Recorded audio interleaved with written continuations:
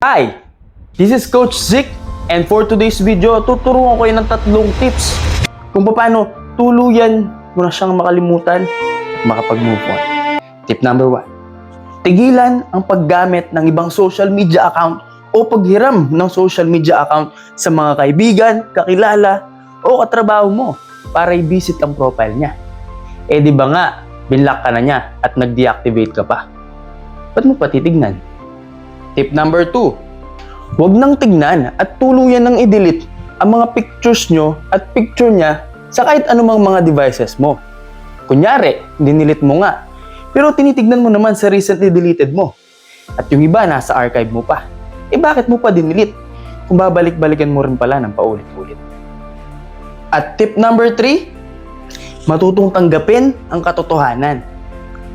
Na meron talaga mga bagay dito sa mundo, pagka nawala na, di mo na kayang balikan. Pagka nasira na, di mo na kayang ayusin. Kasi meron mga bagay na para sa atin, meron mga bagay na hindi. Sabi nga, the truth hurts, but the truth heals. Kaya ito na ang panahon para palayain ang sarili mo. At huwag mo nang balikan ang nakaraan. Kasi patuloy ka lang, masasaktan. And that is for today's video. So I hope may natutunan kayo. And once again, I'm Coach Zik na nagsasabing, don't just follow your dreams. Follow me. So Zik TV. Peace out.